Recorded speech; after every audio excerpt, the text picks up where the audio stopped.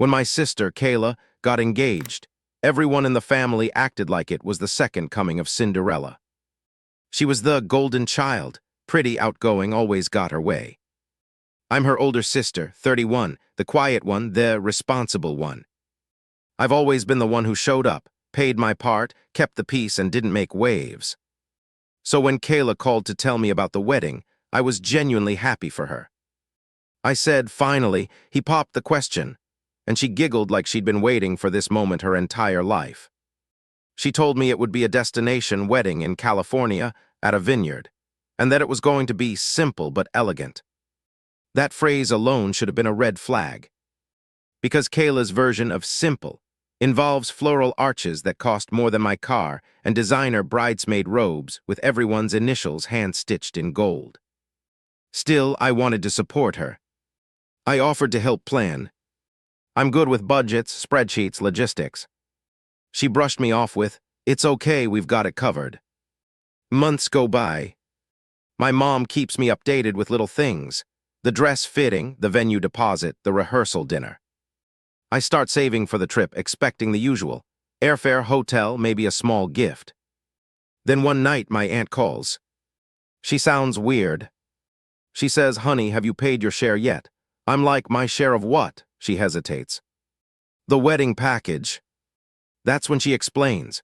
Apparently, Kayla and her fiancé's family decided to split the cost of the wedding, not between themselves, but between their entire families. Every relative from our side was expected to contribute a participation fee of $300 each to help cover the venue and catering. Meanwhile, her fiancé's side paid nothing. I thought she was joking.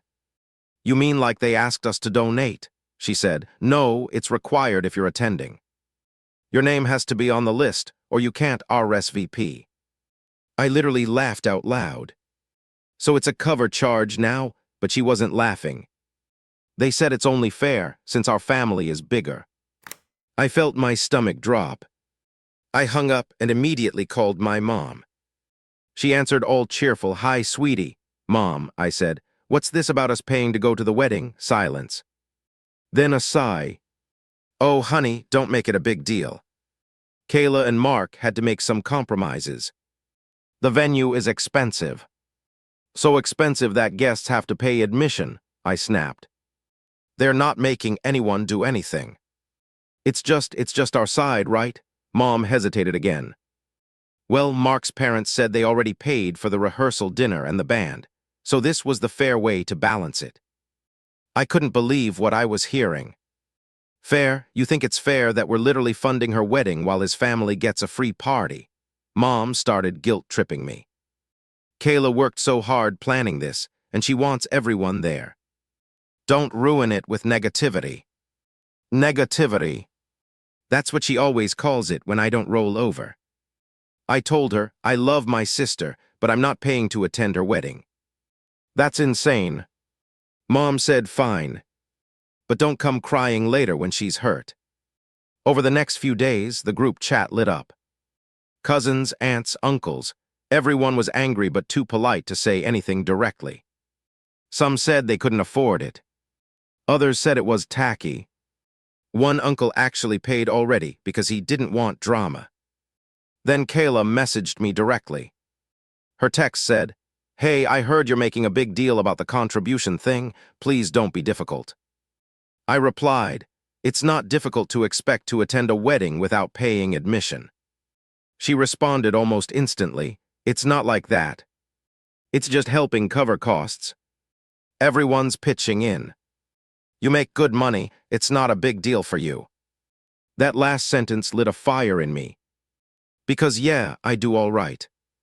I have a stable job, a mortgage, a life I built myself. But the principle mattered. I texted back, "It's not about the money. It's about fairness. Why is only our family paying?" She left me on read. 2 days later, my mom called again, frantic. "Kayla's upset. You know how sensitive she is. Just pay the fee and let it go. You're her sister."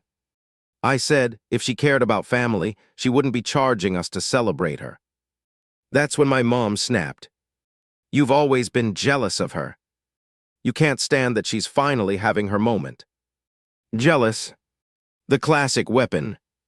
The same word she's used since we were kids, whenever Kayla got special treatment, and I dared to question it. I hung up before I said something I'd regret. Weeks went by. The invitations went out, embossed, floral, beautiful. And every RSVP card had a QR code linking to a payment portal labeled Family Contribution. It wasn't even subtle. I thought maybe I was overreacting. So I called my dad, who's divorced from my mom and has always been the more level-headed one. He listened quietly, then said, "You're not crazy. That's manipulative as hell. Don't go." It was weirdly validating to hear that. Then, as the wedding got closer, the guilt campaign started. My phone filled with messages, "You're her sister. She'll be heartbroken. You can afford it, stop being stubborn. Everyone else is contributing, don't make it awkward." It wasn't just guilt. It was pressure disguised as love. I tried ignoring it. I really did. But then one of my cousins told me something that pushed me over the edge. She said Kayla had privately told the other bridesmaids that if anyone refused to pay, their seat would be replaced with someone from Mark's family instead. So not only were we paying, we were replaceable paying guests. That was it. I texted her, "I love you, but I won't be attending your wedding. Hope it's everything you want." She didn't reply. The day of the wedding came. My mom sent me photos. Kayla looked stunning, I'll admit that. The vineyard was straight out of a magazine. My mom said, "You really missed out." I said, "I'm glad she had her perfect day." But then the stories started coming out. Apparently, even after everyone paid, the wedding still had chaos. The caterer ran out of food halfway through dinner because the head count was inflated. The open bar was only open for 1 hour. After that, drinks were cash only. And get this, Mark's family made a toast thanking everyone who helped make this possible, then singled out their own relatives for covering the most important expenses. Half of our side nearly walked out. The next morning, I woke up to a storm of texts. "My aunt, you were right. You dodged a bullet. My cousin, they're all fighting now. Mark's parents called your mom a freeloader." Even my dad texted, "Guess who saved $300 and their sanity?" For the first time in months, I laughed. But the peace didn't last. 2 days later, Kayla called me. She was sobbing. "I can't believe you didn't come," she said. "Everyone kept asking where you were. I needed you there." I felt torn. "Kayla, you charged your own family to attend. You made it impossible for me to support that." She sniffled. "I didn't even know my in-laws weren't paying. Mark's parents handled all that stuff with Mom. I thought it was equal." That stopped me cold. "Wait, you didn't know?" She paused. "I swear I didn't. I found out the day before the wedding that your side had to pay, and I felt sick about it. But it was too late to change anything. Mark said it would be embarrassing to adjust things last minute." I could hear the shame in her voice. She wasn't faking it. For a second, I felt guilty. Like maybe I had overreacted.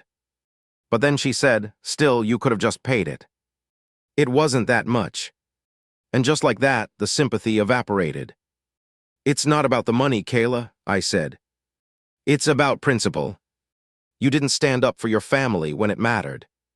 She started crying again. "You've always made everything about principles. Sometimes you just have to let things go." I said, "That's easy when other people are paying for your comfort." We haven't spoken since. Now the family's split in half. Mom's furious with me. She says I embarrassed them by not showing up.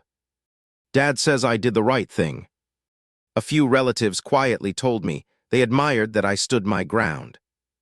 Kayla keeps posting perfect wedding photos with captions like "the best day of my life," surrounded by love.